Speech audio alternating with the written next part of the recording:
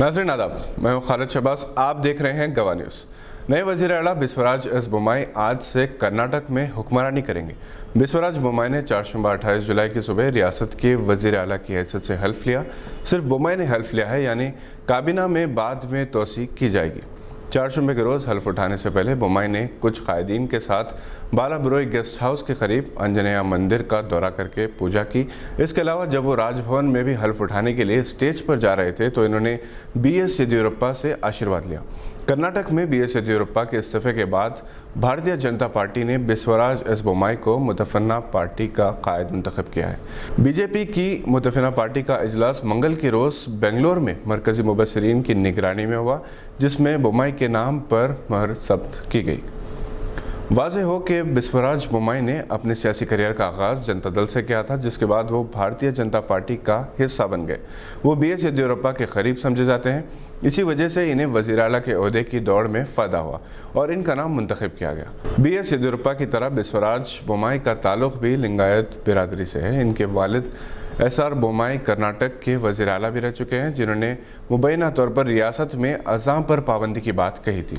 बिस्वराज बोम्माई कर्नाटक के 23वें वज़ीर आला हैं। वाज़ेह हो कि येदियुरप्पा हुकूमत में बोम्माई वज़ीर दाखिला थे।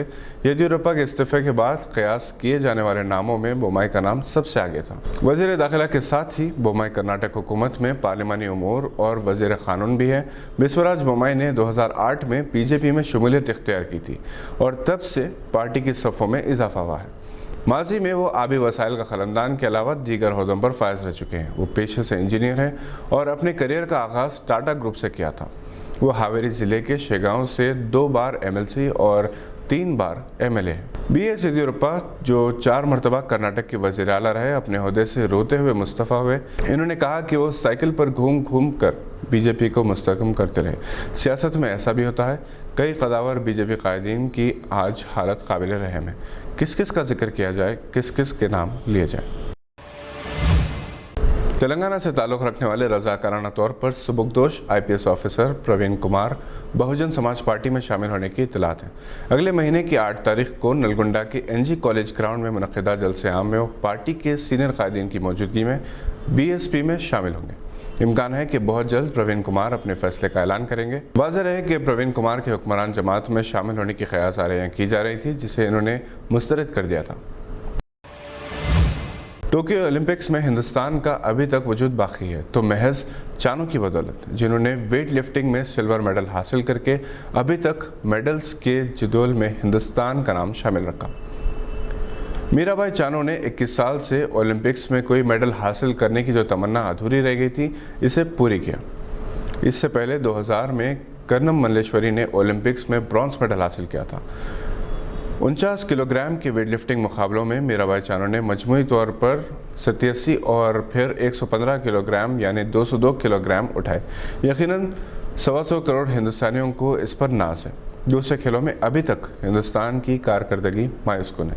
इम्फाल से 20 किलोमीटर के फासले पर नानकपा काकचिंग गांव में रहने वाली मीराबाई चानू ने 5 साल से इस ख्वाब को पूरा करने के लिए गैर मामूली मेहनत की और 5 साल के दौरान सिर्फ 5 मरतबा वो अपने घर गई। इस मरतबा वो ये मेडल साथ ले आई।